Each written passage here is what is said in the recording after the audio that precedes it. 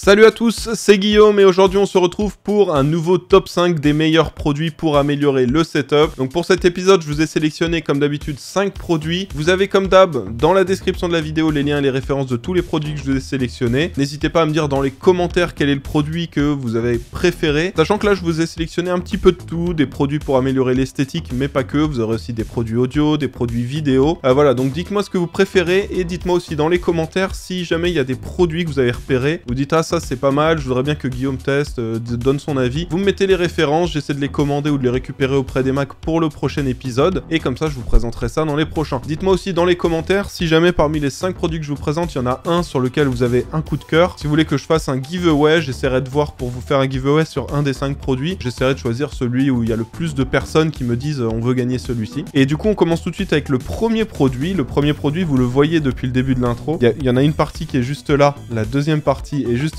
Donc c'est un kit d'enceinte de chez JBL, je vous montre la boîte tout de suite. Alors voilà le kit, donc c'est les JBL Quantum Duo, donc c'est un kit avec 2 enceintes sans caisson de basse, ça vaut environ 150 €. Et quand j'ai vu le prix, je me suis dit bon c'est quand même un prix assez élevé pour des enceintes qu'on met dans son setup. Il y a intérêt qu'elles soient excellentes et bah voilà, donc elles sont dans le top 5, vous savez qu'elles sont excellentes sinon je les aurais pas mises. Pourquoi je trouve que c'est des bons produits et pourquoi je trouve que c'est intéressant pour un setup? Déjà, donc c'est des enceintes, ce qu'on leur demande c'est d'avoir une bonne qualité audio et suffisamment de puissance.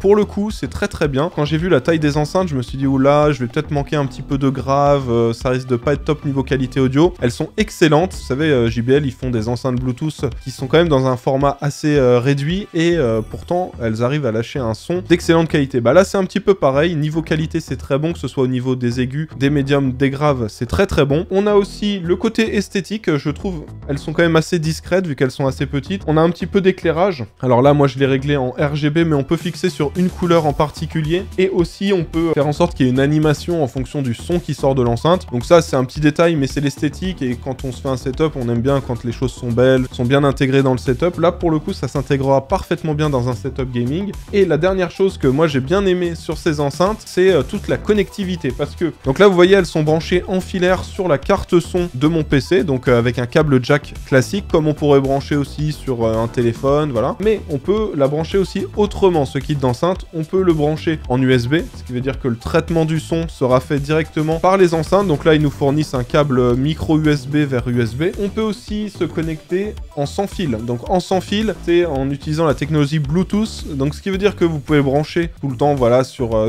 le PC. Et puis de temps en temps, quand vous voulez pas forcément passer par le PC, vous voulez passer direct par le téléphone, Spotify pour envoyer une musique, c'est possible. Il n'y a pas besoin de débrancher des câbles, rebrancher différemment. Donc niveau connectivité, c'est très bon. Le produit n'est pas 100% parfait, on va dire à 99%. Moi, il y a une chose que je lui reproche. Vous voyez, les 2 enceintes, elles sont reliées avec un câble. Donc ici, c'est un câble USB type C qu'on branche dessus. Et de l'autre côté, c'est relié à l'enceinte principale. Et au niveau de l'enceinte principale, pour moi, c'est ça le seul défaut, c'est que le câble n'est pas amovible. Donc en soi, c'est pas bien grave dans l'utilisation, mais si jamais on n'y fait pas attention, si on doit le transporter régulièrement, l'emmener et qu'on abîme le câble, en soi, une fois que le câble est abîmé, bah c'est fini, on peut plus utiliser la deuxième enceinte. Ça, c'est un petit défaut, mais en soi, c'est qu'un détail, étant donné que c'est des enceintes de bureau qui sont pas amenées à être déplacées souvent, donc normalement, le problème ne devrait se poser que pour quasiment personne. Mais voilà, je voulais vous le préciser au cas où, mais sinon, à part ça, les enceintes sont vraiment excellentes et la qualité audio est parfaite. Je vous ferai pas écouter parce que, au final, avec le micro, ça va pas restituer exactement la qualité audio,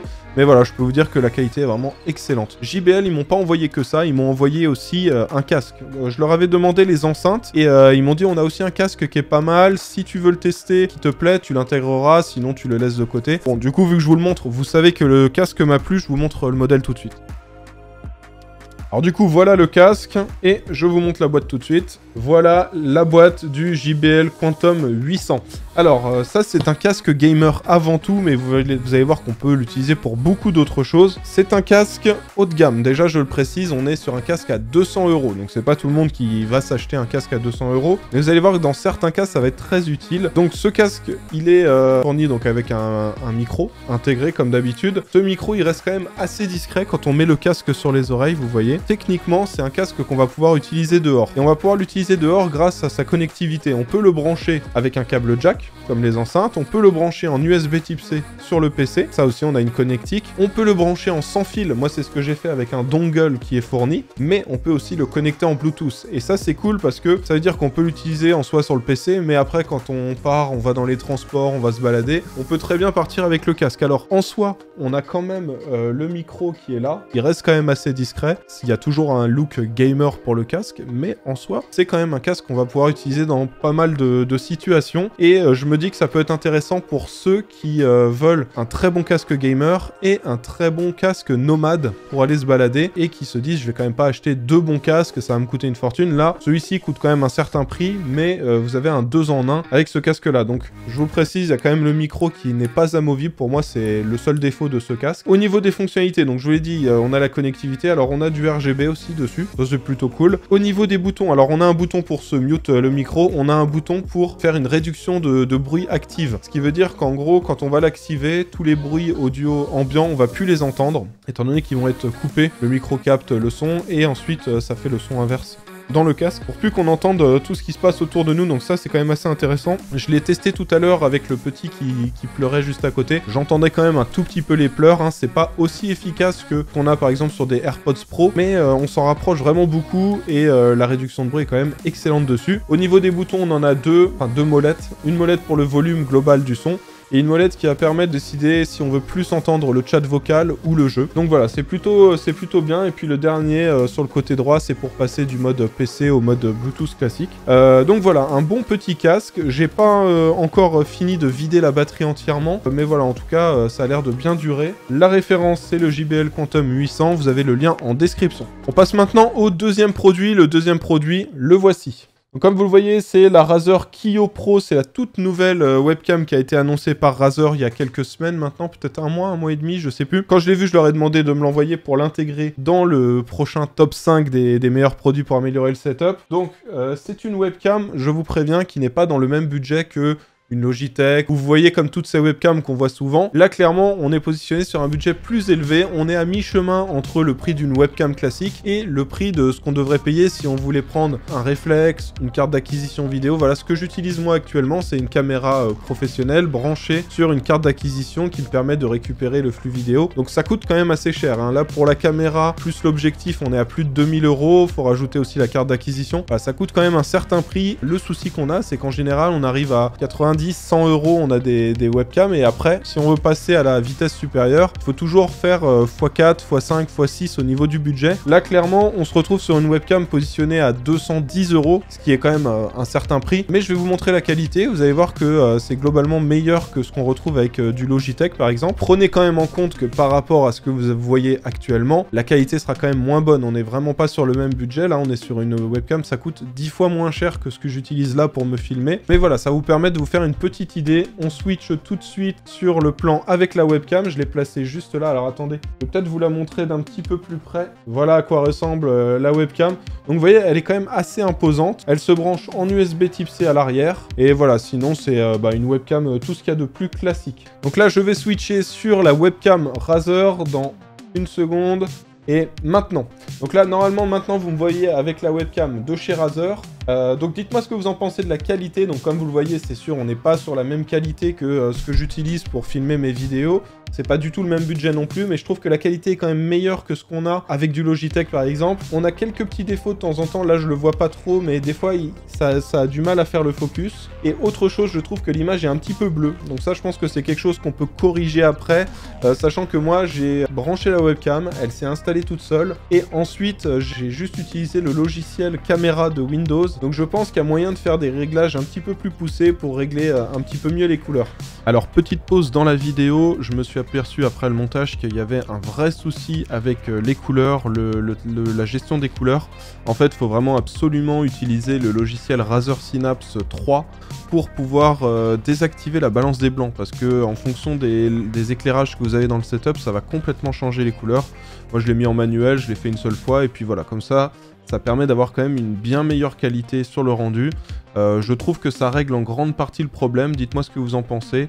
Mais voilà, c'était la petite précision, pensez bien à installer ce logiciel. Et je vous repasse tout de suite avec la webcam principale. Donc comme vous voyez, ma caméra principale, c'est beaucoup mieux la qualité, mais clairement on n'est pas sur le même budget. Donc cette webcam, je vais plutôt la conseiller à ceux qui se disent bon, j'ai une webcam, mais j'aimerais bien passer à quelque chose d'un petit peu mieux, mais j'ai pas envie de mettre 600, 800, 2000 € dans un kit avec une caméra, une carte d'acquisition. Essayez de partir là-dessus et voilà, ça vous permettra d'avoir quand même quelque chose d'un petit peu mieux sans exploser le budget. Et donc voilà, donc celle-ci, vous retrouvez aussi le lien dans la description juste en bas. C'est Razer qui m'a envoyé le produit quand je leur ai demandé et clairement, bah, je trouve que la qualité est très correcte. On passe maintenant à des petits éléments de décoration. Donc je vous avais dit que j'avais des petits produits à vous conseiller pour l'esthétique du setup.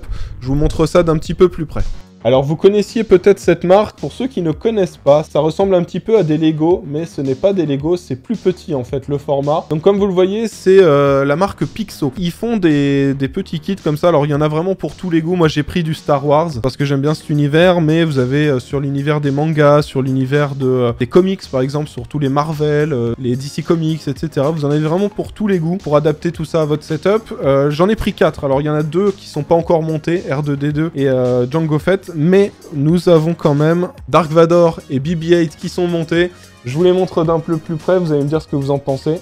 Donc voilà à quoi ça ressemble. Donc c'est un petit peu comme des Lego, mais en plus petit. Le format est plus petit et ça va peut-être vous rappeler quelque chose, je vais vous montrer. Ça, ce que j'ai là dans mon setup depuis presque 2 ans maintenant, le logo Rogue, et ben en fait c'est la même chose. Donc je savais pas du tout que ça existait vraiment. Pour moi c'était quelque chose qui avait été fait sur mesure. Mais non, en fait c'est Pixo, c'est ce format là. Bah, ce logo que j'ai dans mon setup depuis autant de temps, c'est le logo Asus Rogue fait avec le même format que Pixo. Je sais que ça existe aussi pour MSI, pour les fans d'MSI. Donc voilà, c'est plutôt cool. Ça coûte pas très cher, je crois que ça coûte moins de 10 € si vous en voulez un. Et clairement ça peut être le petit truc en plus. Voilà, on met un petit BB-8 sur la carte graphique dans le PC, ou ça permet de mettre dans une vitrine, d'en mettre 3-4 par-ci par-là. Pour la déco, c'est pas mal je trouve, et ça permet de faire ça pour un petit budget. Alors c'est sûr que c'est beaucoup plus simpliste qu'une vraie figurine classique, mais en soi ça donne un petit style je trouve. On passe maintenant au quatrième produit. Le quatrième produit, j'ai juste la boîte là, la boîte est vide parce que le produit est installé à côté de moi quand je l'ai testé. C'est un vidéoprojecteur 4K de la marque BenQ.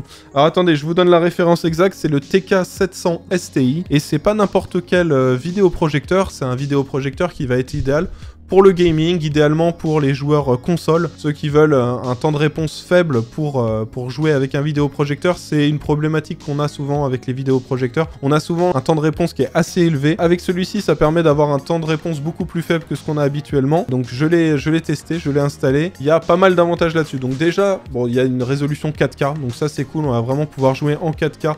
Dessus, on va aussi pouvoir consommer beaucoup de contenu. On a un petit dongle Android TV qui est fourni avec. Je vous afficherai pas mal de visuels que j'ai tourné pendant que je testais le vidéoproj. Mais voilà, on a un dongle Android TV, ça permet d'avoir Netflix, YouTube, toutes les applications qu'on a sur Android TV. Et autre chose qui est vraiment intéressant, c'est la qualité de l'image. Moi, ce qui m'a bluffé, c'est la luminosité du vidéoprojecteur. Sachez que tous les plans que je vous ai filmés, où j'étais en train de filmer le mur pour vous montrer le rendu, juste à côté de moi, j'avais une fenêtre ouverte, enfin j'avais une fenêtre sans volet, sans rideau. Donc ceux qui ont déjà eu des vidéoprojecteurs, vous savez que quand on les utilise, si on ferme pas les rideaux, si on ferme pas les volets, c'est super moche, on n'y voit quasiment rien. Et là, en fait, je l'ai allumé, c'était pour faire mes tests, et je me suis rendu compte qu'on voyait super bien alors que toutes les fenêtres étaient ouvertes. Alors, je pense qu'on verrait encore mieux si tout était fermé, mais clairement, ce vidéoprojecteur a vraiment une luminosité super élevée, et pour le coup, c'est plutôt cool. Ça veut dire que dans le noir, ça va être encore mieux, et clairement, je pense que c'est un des gros points forts pour ce vidéoprojecteur-là. En soi, on n'a pas besoin de beaucoup se reculer pour avoir un grand écran. Là, j'étais à peu près 1,50 m, 2 mètres du mur pour faire un écran qui devait faire à peu près 55-60 pouces. Clairement, on est sur un gros budget. On est sur un budget de 1200-1300 € pour ce vidéoprojecteur, donc c'est pas destiné à tout le monde. Mais pour ceux qui se disent, allez, je me fais une salle cinéma, dans ma salle cinéma sera pour regarder des films et pour jouer avec une latence faible, clairement, c'est un produit un petit peu 2 en 1 qui va convenir aux 2 utilisations.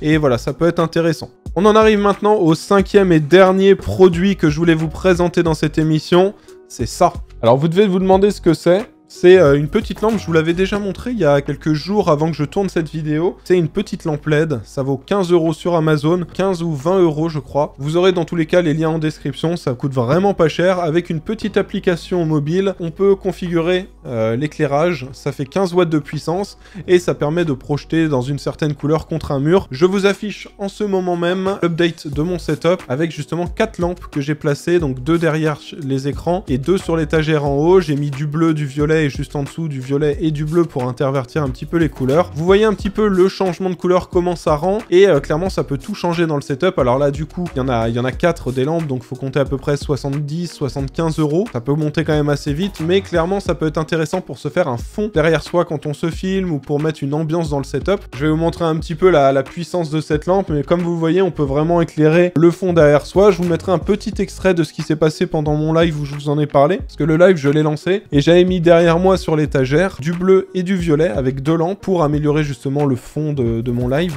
Et je vous avais montré le avant-après en activant et désactivant les lumières. Il y en avait pas mal qui trouvaient que c'était qu'un petit détail, il y en avait aussi qui trouvaient ça vraiment stylé. Donc voilà, je me suis dit que j'allais vous intégrer ça dans la vidéo des produits pour améliorer le setup. Alors les lampes, je vous les montre, regardez, elles sont pas super belles, hein. C'est vraiment très brut comme format. Donc clairement, c'est pas une lampe qu'on va afficher dans son setup, faut la cacher derrière un écran, faut la cacher en haut d'une étagère, derrière des boîtes. Et le but, c'est vraiment d'éclairer un mur avec. Mais clairement, pour ceux qui ont un petit budget, qui se disent « Oh, je vais quand même pas mettre 60 € dans des Philips Hue Play Bar, coûte quand même 4 fois plus cher que ça », ben vous pouvez acheter ça, c'est la même puissance, la lumière est un petit peu moins diffuse, mais clairement, ça rend vraiment super bien dans le setup. Moi, je suis pas déçu, j'en avais acheté 2, et finalement, j'en ai recommandé 4 de plus. Comme ça, j'en ai 4 pour le setup, et j'en ai 2 aussi qui pourront m'éclairer sur les prochaines vidéos, les prochains lives derrière moi. Voilà, on a fait le tour des produits que je voulais vous présenter aujourd'hui. J'espère que ça vous a plu. Si c'est le cas, comme d'hab, n'oubliez pas de mettre un pouce bleu. Pensez à vous abonner si c'est pas déjà fait. Je vous rappelle que dans la description, vous avez les liens et les références de tous les produits que je vous ai présentés. Pensez à me dire dans les commentaires quel est le produit que vous avez préféré. Dites-moi aussi s'il y a un produit parmi ceux-là que vous voulez que je vous offre en giveaway sur Instagram, Twitter, enfin ce que vous voulez. Et si vous avez des suggestions de produits que vous voudriez voir dans le prochain épisode, vous pouvez me mettre ça dans les commentaires. Même si c'est des produits que vous possédez déjà et que vous trouvez ultra stylés, vous pouvez me le dire. Comme ça, j'essaierai de partager ça avec toute la communauté. J'espère que ça vous a plu. On va se retrouver dans quelques jours pour une nouvelle vidéo. En attendant, portez-vous bien et je vous dis à bientôt.